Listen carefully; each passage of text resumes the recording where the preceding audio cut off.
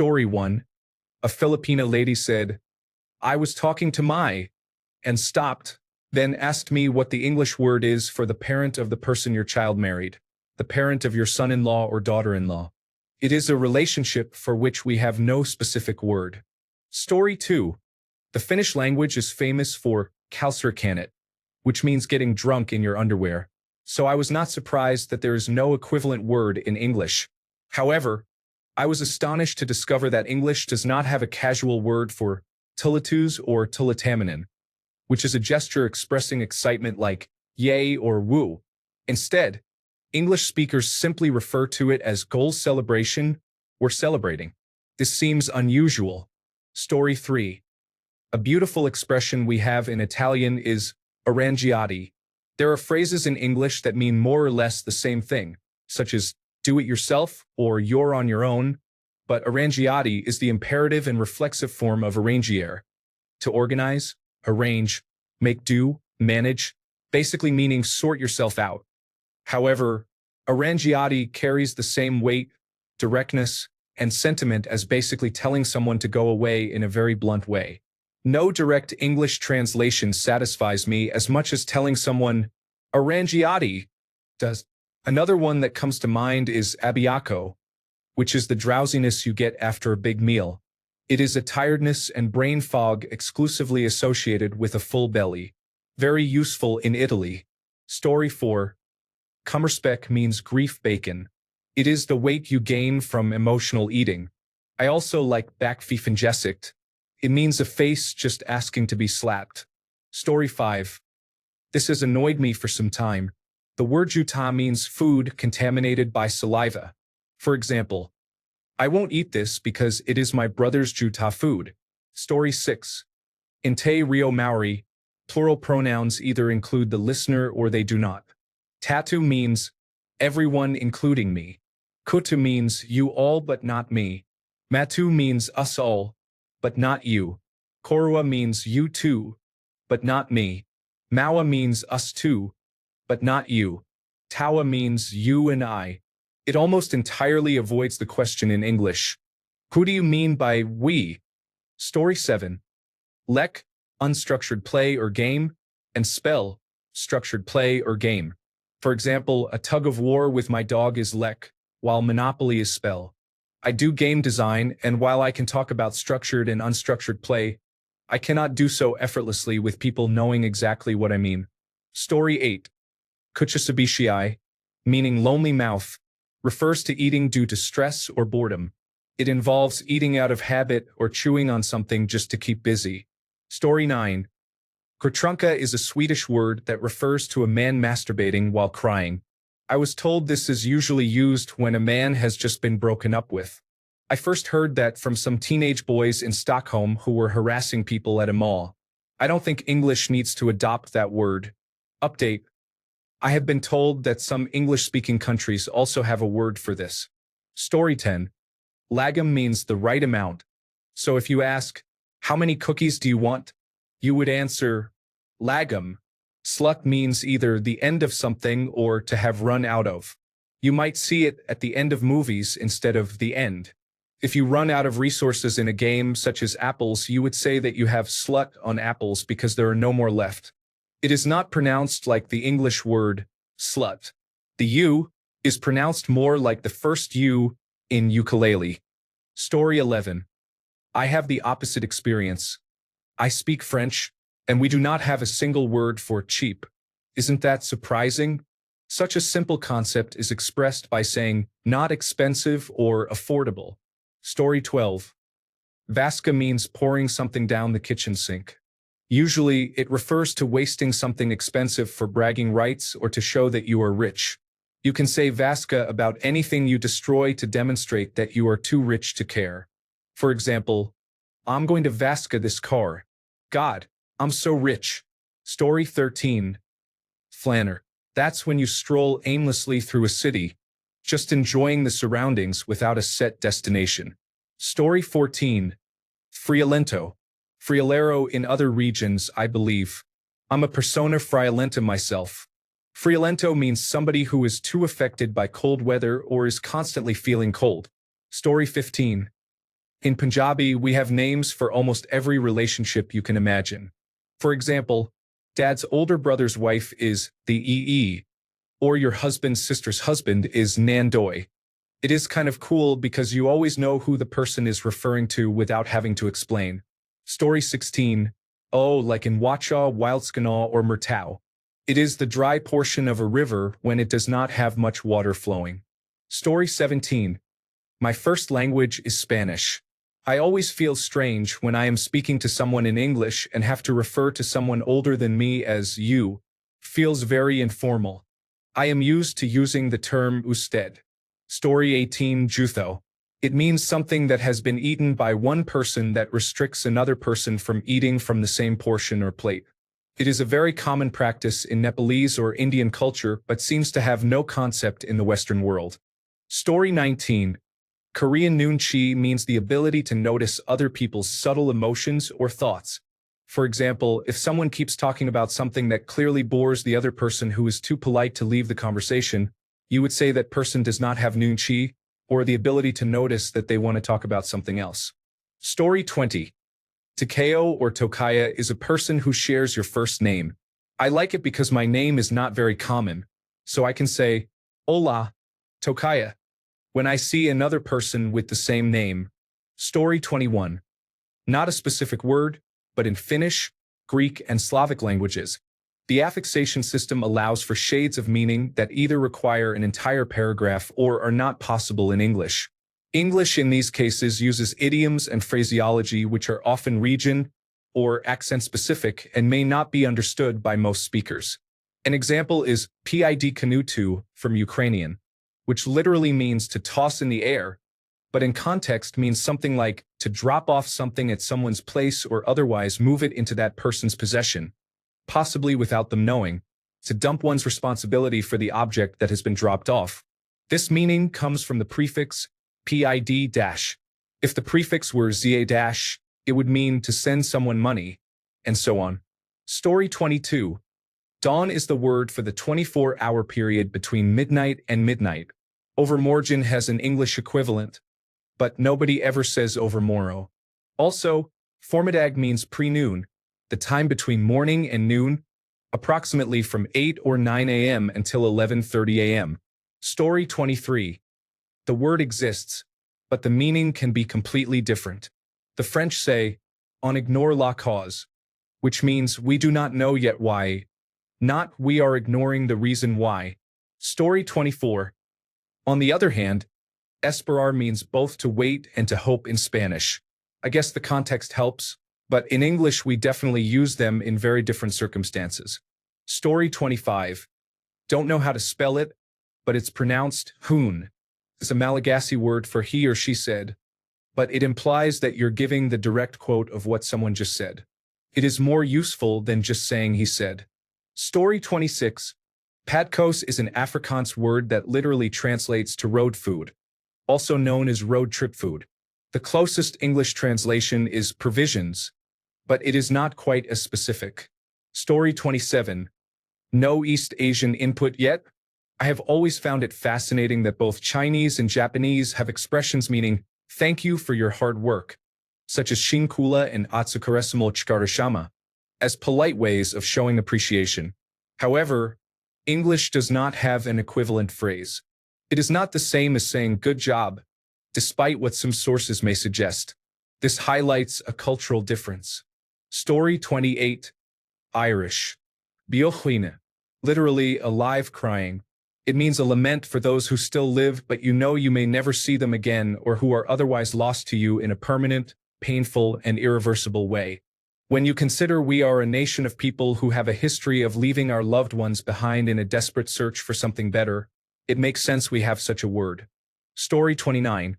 Considering my language predates all European languages spoken in America, in Lakota, Sioux Nation, there are many words and phrases that, while technically having translations to a point, do not embody the cultural or spiritual implications they hold in English. Swenkowaking roughly translates to spirit dog, but it is a phrase that describes horses in the context of their impact on our people and their spiritual significance. It does not simply mean a horse. There are many different ways and accompanying words or phrases that change the implication of the term. Another example is maka. The direct translation is the earth, but it also means soil, nature, the spirit of the earth, and the creator's spirit. Variations include makata, meaning to be on the earth or in nature, makithma, meaning to be in or one with the earth, nature, or the spirit of the creator, and yuangsi maka, which is used more strictly for ceremonial purposes. Story 30. Gambiara. Jury rigging, workaround, improvisation, redneck engineering. I've seen all of these used to translate it, but none do Gambiara justice. Story 31. I am trilingual. Wei Chu in Mandarin means the suffering you have endured that cannot be expressed, leading to feelings of resentment. Ikigai in Japanese means a purpose for which one lives. Story 32. Chul means bad foot odor. Kafun means running your fingers through someone's scalp affectionately. These are Portuguese words. Story 33. Schlepp is a Yiddish word meaning to carry or take someone or something somewhere with difficulty or reluctance. For example, you might have to schlepp the children to the dentist or carry tables to David's house for the yard sale. Story 34. Gourmand, in French, does not directly translate to glutton. Glutton and gluttony are more severe in meaning. We say, oh le gourmand, when someone takes food twice, or c'est de la gourmandise, when we are almost full and get another serving. Story 35. Alcahuda. I learned that from my Colombian husband. It refers to an enabling mother who can see no wrong in her son, who is perfect in her eyes. I use it often when gossiping about relatives. Story 36. For me, it is surprising that the words friend and cousin do not have a gender. You have to say female friend or male cousin instead of using a single word that exists in many languages, such as Italian amico and amica, cugino and cugina. Story 37. Bultara in Russian means 1.5. I think it is an ancient, barely recognizable compound word meaning half of 3, but I cannot be sure. It is used very commonly. Story 38. Estreener, Spanish. The closest word in English would be to debut, but it specifically refers to a new outfit or article of clothing. Story 39. Welsh. I'll give you a few. My favorites are Hiraeth, a deep sense of longing or nostalgia for one's homeland, and CWTCH, a cuddle conveying safety and comfort, akin to a cozy nook or place to retreat. Others include Show me, How are you? Eleni, This year, Neithier, Last night, Ecto, The day before yesterday, Bonklust, A slap around the ear, Cunavin, the environment in which you live and are naturally acclimatized, like your end, haunt, or habitat. Also, a little encouragement to learn some Welsh if you are curious and have some spare time. It is on Duolingo, and our small, mistreated language needs all the support it can get. Story 40. In Dutch and many other languages, there are words for the day before yesterday and the day after tomorrow. Translated directly from Dutch to English, these would become eergisteren and overmorrow. Maybe these words exist in some archaic form of English, but nobody uses them, while people use the Dutch and other language equivalents all the time. Story 41. About a quarter of the German vocabulary. See other comments for details. The problem with English is that it is missing some words but then has 15 synonyms for one thing, all confused by a ridiculous amount of homonyms. Story 42. In English, aunt and uncle are general terms that do not specify whether the person is from the mother's side or the father's side. In Arabic, there are two different words for that. Mother's side, khal and khala. Father's side, am and amma. Story 43. In the Netherlands, there is no word for siblings, only brothers and sisters. There are some made-up words, but as far as I know, none are official. Story 44. Spanish has caliente and picante for hot food, meaning two different types of heat. I wish English had that. Story 45. There are several. Depaysement.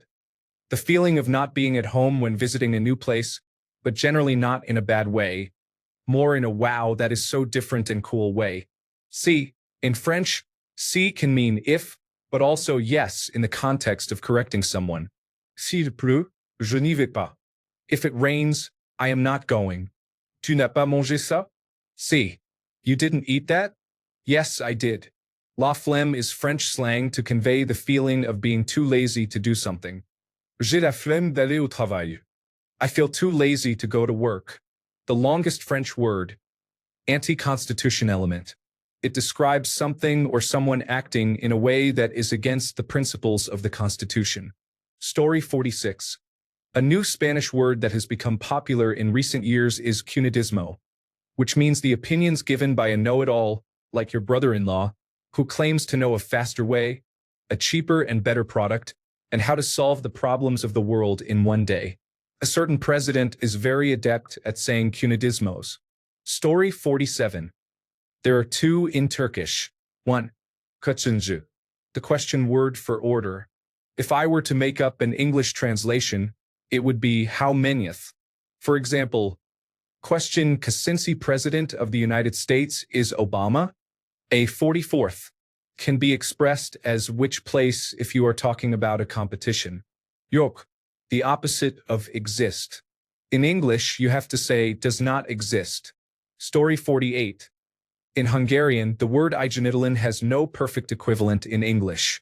It describes a person with low standards, a shabby appearance, poor quality work, or someone who simply does not care to put in effort, depending on context. English words like sloppy, undemanding, or shoddy come close, but none fully capture the layered, often judgmental tone igenitalan carries. There are two everyday words for red in Hungarian, piros and voros. Piros is a brighter, more playful red, while voros is deeper, darker, and often used in formal or dramatic contexts, such as blood, wine, or political symbolism. This distinction is unique in how widely it is used. Most languages, including English, use one word for red and rely on modifiers. Some languages, such as Japanese or Korean, have poetic or specific terms for deep red, but Hungarian is rare in having two distinct, commonly used base words. Another unique Hungarian word is bezeg, an adverb that English speakers often find baffling. It is used to draw a sharp, often resentful or ironic contrast. For example, someone might say, I had to wait for hours. Bezeg, he got in immediately. English might use phrases like, but of course, wouldn't you know it? Or mind you. But bezeg conveys much more. It often carries a hint of envy, a sense of injustice, or a smug, see, I told you so. It is the linguistic equivalent of an emphatic, knowing sigh about the unfair or predictably preferential way things work for others compared to oneself or a previously better situation. Heinjurzit is a noun for which English has no single direct equivalent. It describes a distinct, often nagging and melancholic feeling that something specific is missing, a palpable sense of absence or incompleteness. Phrases like a feeling of lack or a sense of longing for something absent come close, but Heinjurzit pinpoints the specific emotional state of recognizing and being troubled by a void, whether a person, an opportunity, a sense of belonging, or an unnamed something that should be there. It is more profound than just missing something. It is the awareness and feeling of the gap itself. Finally, tudiamudii is a delightfully expressive term for a certain type of person. It refers to a weak-willed, ineffectual, perhaps somewhat clueless individual who is often seen as mollycoddled and lacking initiative or backbone.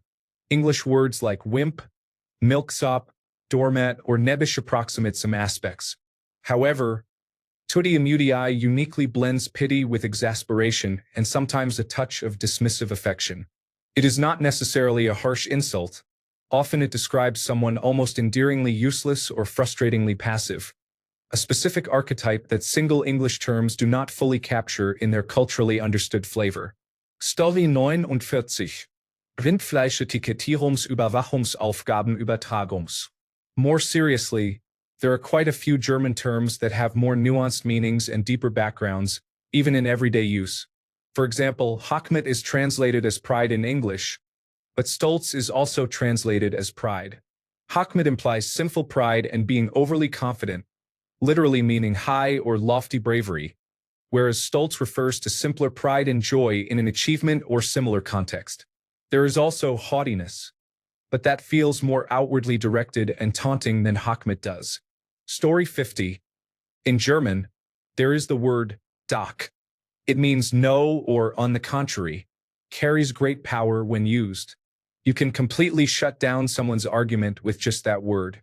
Story 51. Razluka in Russian means being away from someone you really miss.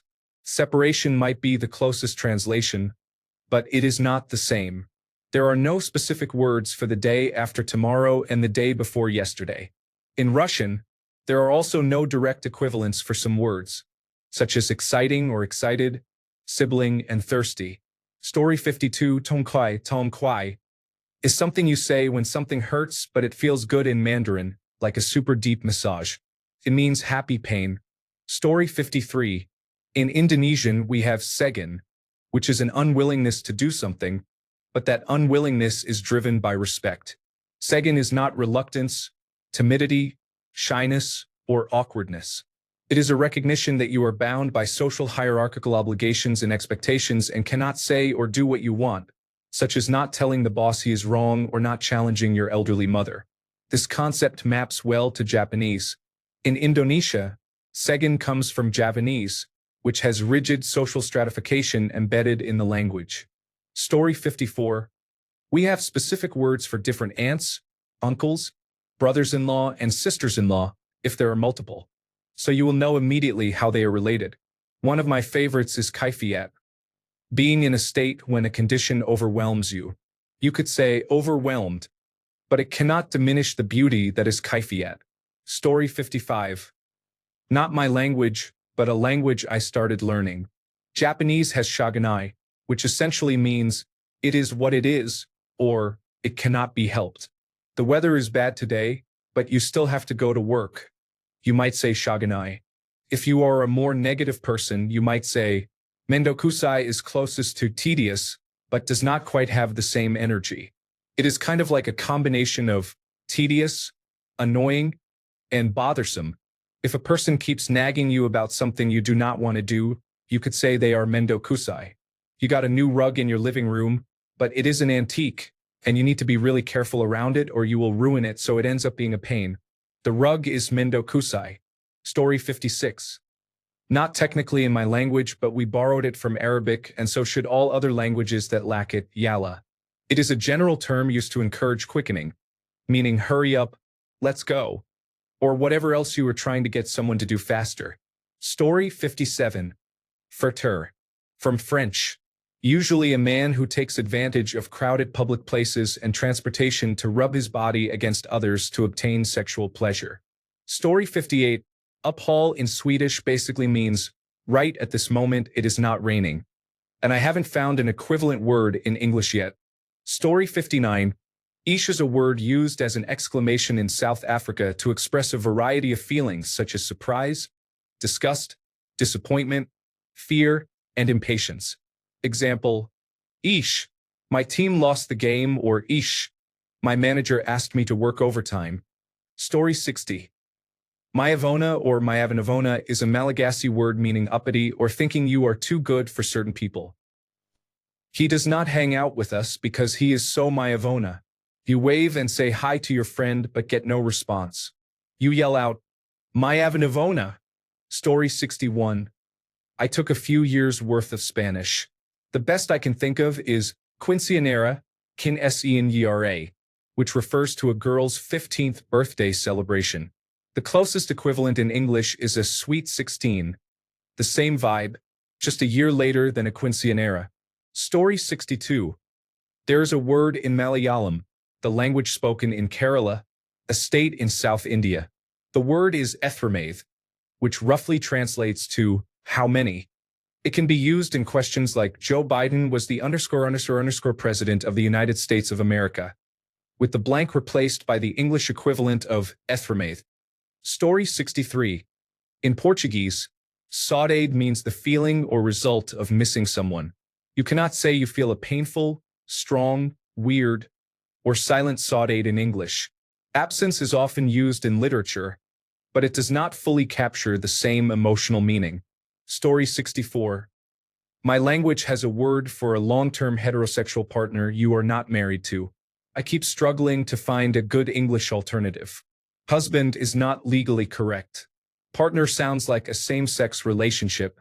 Spouse could work, but I am not sure if that means marriage, and I think it could apply to same-sex relationships as well. Boyfriend sounds like I am 14 and we have been dating for 2 weeks. Any suggestions would be welcome. Story 65. In French, there are 2 words for pride. Fier is usually the pride you feel in your accomplishments or those of someone you care about. Orgueil is the pride you feel about who you are. It is not as superficial as vanity but often has negative connotations. Your wealthy boss shares his fier about the money he has made. But Orgueil will forever keep him from seeing his employees as equals. Story 66. I don't speak Russian, but vranyo. It means lying, but more than that, it is a lie that everybody involved with is okay with pretending because calling it out would expose their own vranyo. It is 2 parts lie, 1 part a wink and a nod, and 1 part corruption. Story 67. In French, we have tout à l'heure. The closest meaning is later, but with a nuance. While later means a moment after, it does not specify when or even if it will happen. Meanwhile, tout à l'heure means a moment later, soon, and is already planned. When you tell people you are going to do something using this variation, it means you have a moment planned for that already. In contrast, later, translated as plus tard, means you will not do it now but later, with no idea when or even if you will ever do it. I hope this clarifies the difference. It can be frustrating when speaking English because it is hard to find another way to express this easily when I am used to a simple phrase. Story 68. Inat is a Bosnian word that, as far as I know, has no translation in English or French. Doing something is inata, basically means doing something out of sheer stubbornness. Doing something just because someone said you cannot or because someone thinks you will not be able to. Story 69. In Portuguese, there is a beautiful word panapana that means a flock, cloud, flutter, or group of butterflies. There are words in English to describe this, but they are not specific. I am not surprised, to be honest, but it is a beautiful word regardless. Story 70. Jiggle is now included in the Merriam-Webster dictionary. It means the feeling of wanting to affectionately squish anything cute, such as babies or fluffy puppies. Story 71. There is no single French word for I like. You can only say I love. James C.A. can mean I like it or I love it. To express love, you would probably say James C.A. beaucoup or j'adore, meaning I adore it. Story 72. Giro. It is a Central American term, primarily Honduran, that typically refers to children when they are being annoying like pests. It can be used as a term of endearment, but is usually used to convey frustration. Story 73. Several in Arabic. Sadian literally means 2 healths, used to wish someone good health while eating. Naaman, said after someone showers or has a haircut. It is a nice compliment meaning blessings or you are blessed. There is no equivalent phrase in English to say after a shower. Story 74. In Finnish, there are 2 different words for uncle, depending on whether he is from your mother's side or your father's side of the family. Story 75. In Mexico, we use the word malpaser to indicate that we have skipped or missed a meal. My mother would always say, Niño, no te vayas a malpaser porque no hay nada que comer en la casa, to make sure I ate at school before coming home because my parents worked late. Story 76. As a native English speaker, I love Spanish expression en modo, which I understand to mean something like, well, the thing I was hoping for or trying isn't going to happen, but forget it, we move on. Story 77. Lithuanian has 2 distinct words for law, one for the laws of physics and another for a legal code. It is understood that breaking a law is either illegal or impossible. This is generally accepted. Story 78. The Dutch word gunnen means to be genuinely happy that someone has something, to think they deserved it without being jealous. Ik gun het je translates to, I'm happy you got it. Though this is not a perfect translation. It is quite complex to describe, but it is a concrete feeling, and it is very useful to have one word to express it. To me, it is unusual that English does not have this word, given that it is in the same language family as Dutch and German, which has the cognate gonnen. Story 79, Daba in Ukrainian refers to a full 24-hour cycle. You can distinguish day as the sunlight time, night as the lack of sunlight time, and Daba as the combined duration of both. Thanks a bunch for sticking around till the end of the video. Remember to subscribe, and until next time, stay awesome and goodbye.